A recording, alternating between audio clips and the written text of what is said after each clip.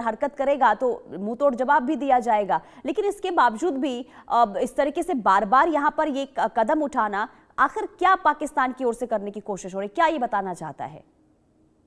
देखिए, एक चीज बड़ी साफ है, जिस तरीके से ये बौखलाहट पूरीता दिख रही है पाकिस्तान की। ऑपरेशन सिंदूर में जो नुकसान पाकिस्तान को हुआ, पाकिस्तानी सेना के जो लोग मारे गए, पाकिस्तानी आतंकी ठिकाने ध्वस्त हुए, उसके बाद कहीं ना कहीं पाकिस्तान की मंशा जो है वो जम्मू कश्मीर को दहलाने की फिर से है, ताकि वो अपना बदला ले सके। मगर एक चीज पाकिस्तान को समझनी होगी कि अगर पाकिस्तान इस तरह की कोशिशों को नहीं रोकेगा तो ऑपरेशन सिंदूर में जो कुछ ही दिनों में रोका गया था पाकिस्तान के घुटनों पर आने के बाद, अगली बार का जो ऑपरेशन होगा वो दशा और दिशा पाकिस्तान की बदल देगा। ये बड़ी स्पष्ट तौर पर सेना प्रमुख द्वारा कहा गया है। तो पाकिस्तान को ये चीज समझनी चाहिए, और अगर इसी तरह से घुसपैठ की, ड्रोन एक्टिविटीज और तमाम चीजों को नहीं रोका गया तो पाकिस्तान को इसका खामियाजा भुगतना होगा। और ये भी देखा गया अजय, ऑपरेशन सिंदूर के बाद जो गतिविधियां हैं आतंकियों की, वो काफी ज्यादा बढ़ी है जम्मू कश्मीर में, और घुसपैठियों को लेकर भी लगातार देखिए वहां पर जानकारी मिल रही है। इसके अलावा अब ड्रोन के जरिए जो अभी फिर जानकारी आई, इससे पहले कई दफा देखा गया है सीमा पर जब ड्रोन के जरिए पाकिस्तान जो है निगरानी करने की कोशिश बॉर्डर एरिया पर करता है। तो साफ तौर पर यह समझ आ रहा है कि जब तक भारत की तरफ से कोई जवाब और नहीं दिया जाएगा वो चुप नहीं बैठने वाला है पाकिस्तान। देखिए, एक चीज बड़ी स्पष्ट है कि पाकिस्तान एक अलग देश है, और वहां उसकी मानसिकता पिछले इतने सालों में भारत ने देखी है।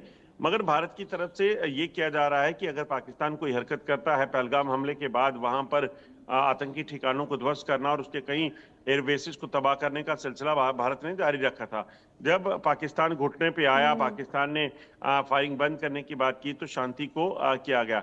मगर वहीं अगर बात की जाए तो पाकिस्तान को जवाबी ठीक है, मैं कार्रवाई आपको रोकना चाहूंगी अजय, वापस लौटती हूँ आपके पास। बड़ी खबर का रुख कर लेते हैं। अमित शाह ने घुसपैठियों को लेकर देखिए बड़ी चेतावनी दी और कड़ी कार्रवाई की चेतावनी दी गई है। बीएसएफ के स्थापना दिवस समारोह में अमित शाह ने हुंकार भरी और देश से एक एक करके घुसपैठियों को चुन चुन कर बाहर निकाला जाएगा, यह अमित शाह के द्वारा कहा गया। सीमा सुरक्षा को मजबूत करने का सरकार का ये संकल्प है।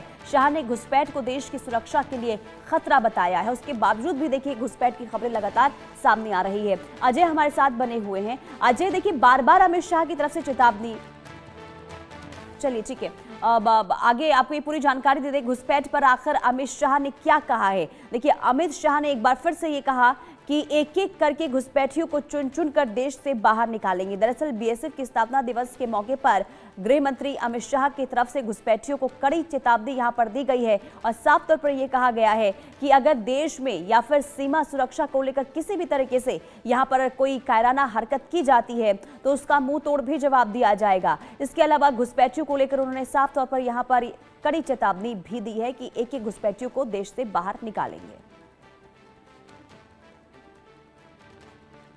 मैं आज इस हीरक जयंती समारोह में बहुत स्पष्ट करना चाहता हूं कि हम इस देश में से एक एक घुसपैठिए को चुन चुन कर बाहर निकालें।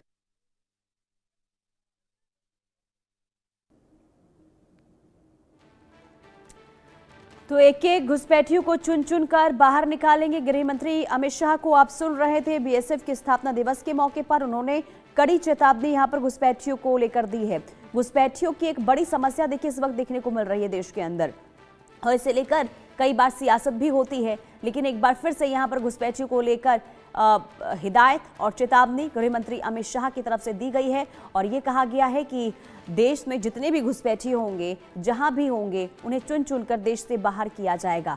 क्योंकि एक बहुत बड़ी समस्या देखिए घुसपैठियों को लेकर रही है, क्योंकि देश के लिए खतरा भी हो सकते हैं, क्योंकि इनके पास किसी भी तरीके से कोई भी पहचान पत्र नहीं होता और इसे लेकर देखिए लगातार कार्रवाई भी हो रही है और कड़ा एक्शन भी लगातार देखने को मिल रहा है। और इसी बीच बीएसएफ कि स्थापना दिवस के मौके पर गृह मंत्री अमित शाह की ये चेतावनी साफ तौर पर ये बताता है कि अब अगर किसी भी तरीके से या फिर सीमा की अगर हम बात करते हैं, सीमा पर किसी भी तरीके से पाकिस्तान की तरफ से कोई हरकत की जाती है तो वहां पर भी लगातार निगरानी बढ़ती जाएगी और मुंह तोड़ जवाब दिया जाएगा। और संजय शर्मा हमारे साथ सीनियर एडिटर तमाम जानकारी के साथ जुड़ चुके हैं। अब संजय, जिस तरीके से गृह मंत्री अमित शाह ने एक बार फिर से घुसपैठियों को लेकर ये स्टेटमेंट दिया है और ये कहा है कि चुन चुन कर देश से बाहर निकाले जाएंगे एक एक घुसपैठिए, इस स्टेटमेंट के बारे में जरा बताइए, किस तरीके से देख रहे हैं आप इसे? देखिए, मौका था बीएसएफ यानी सीमा सुरक्षा बल के स्थापना दिवस को, और इस मौके पर केंद्रीय गृह मंत्री अमित शाह ने बड़ी बातें कही। उनका यही कहना था कि जिस तरीके से घुसपैठिए भारत में घुसे हुए हैं, क्या देश का प्रधानमंत्री, देश का मुख्यमंत्री घुसपैठिए तय करेंगे? तो ऐसा नहीं हो सकता। इसलिए हम देश में एसआईआर कर रहे हैं ताकि घुसपैठियों की पहचान हो और घुसपैठियों को चुन चुन करके, एक एक को चुन चुन करके देश से बाहर निकाला जाएगा, क्योंकि घुसपैठिए भारत के लोकतंत्र के लिए खतरा है, भारत की सुरक्षा के लिए खतरा है।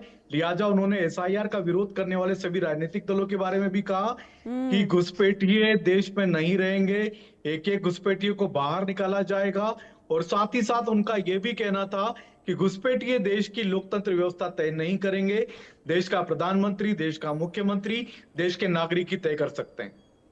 बिल्कुल। और देखिए, ये भी देखा गया है कि बहुत बड़ी एक समस्या रही है घुसपैठियों को लेकर, लेकिन इसके बावजूद भी अभी हमने हाल ही में देखा था पश्चिम बंगाल में, अब जब एसआईआर की प्रक्रिया शुरू हुई, एक लंबी कतार वहां पर लग गई उन लोगों की जिनके पास किसी भी तरीके से कोई कागजात नहीं थे। लेकिन इसे लेकर भी संजय, देखिए, दूसरी तरफ सियासत देखने को मिल रही है। देखिए, राजनीति जिस तरह से चलती है, वोट बैंक की राजनीति चलती है। हम देखते हैं कि राजनीतिक दल वोट बैंक की खातिर घुसपैठिए विदेशी नागरिकों को भी नागरिकता दिला करके वोट बैंक के लिए इस्तेमाल करते हैं। हम देखते हैं किस तरह से अगर बांग्लादेश सीमा पर आज लोगों का जमावड़ा लग रहा है एसआईआर हो रही होने के कारण, तो ये बिल्कुल साफ प्रतीत होता है कि बड़ी संख्या में भारत के वोटर बांग्लादेशी नागरिक बने हुए थे, रोहिंग्या नागरिक बने हुए थे। तो ये कहीं ना कहीं भारत के लोकतंत्र की व्यवस्था को भी चुनौती है, साथ ही साथ देश की सुरक्षा के लिए भी खतरा है। और यही बात केंद्रीय गृह मंत्री अमित शाह ने भी कही है।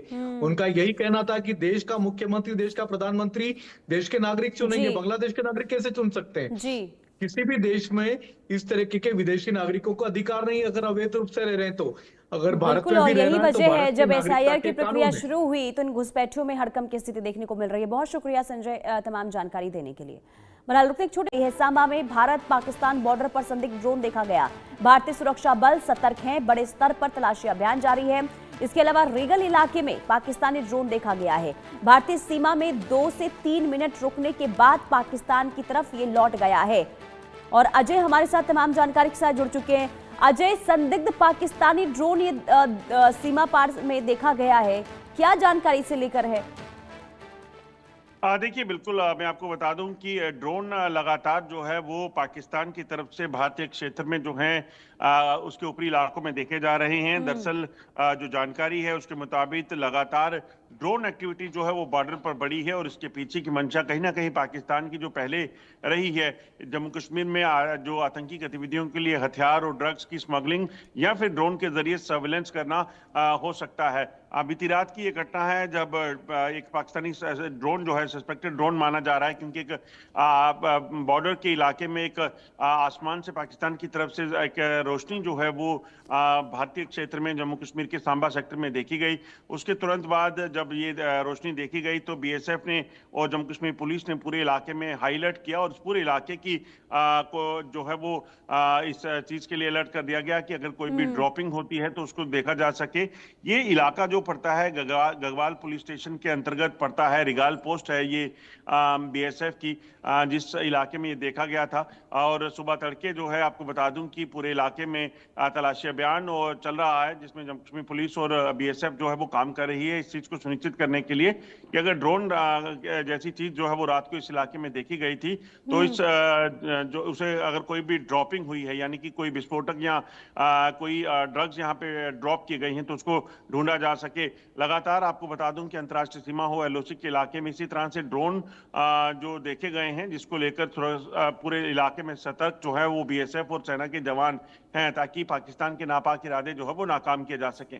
नहीं, इरादे नाकाम किए जाए, चेतावनी भी देखिए बार बार पाकिस्तान को दी जा रही है अजय, लेकिन इसके बावजूद भी एलओसी पर जिस तरीके से हलचल बढ़ी है पाकिस्तान की ओर से, खास करके देखिए घुसपैठ करने की कोशिश भी आतंकियों की तरफ से हो रही है। इसके अलावा ड्रोन का बार बार दिखना ये साफ तौर पर बता रहा है कि पाकिस्तान अपनी हरकतों से पीछे हटने वाला नहीं है, ना ही बाज आएगा वो। देखिए, बिल्कुल आप सही कह रही हैं। जिस तरीके से ये हो रहा है, इससे एक चीज तो साफ है कि पाकिस्तान भारत में जम्मू कश्मीर में आतंकी गतिविधियों को बढ़ाने की और शांति भंग करने के प्रयास में लगातार लगा हुआ है। मगर सुरक्षा एजेंसियां जो है वो लगातार सतर्क हैं पाकिस्तान की किसी भी नापाक कोशिश को नाकाम करने के लिए। बीती रात भी जब इस इलाके में ड्रोन देखा गया तो बीएसएफ जो है वो पहले से अलर्ट थी। उसने तुरंत जो है मोर्चा संभाला और इस चीज को सुनिश्चित किया कि ड्रोन के जरिए अगर कोई मूवमेंट यहाँ पे हो रही है, ड्रोन के जरिए कोई घुसपैठ करवाने की कोशिश हो, क्योंकि ड्रोन के जरिए स्पाइंग करके ये देखा जाता है कि क्या बीएसएफ के जवान इन इलाकों में हैं,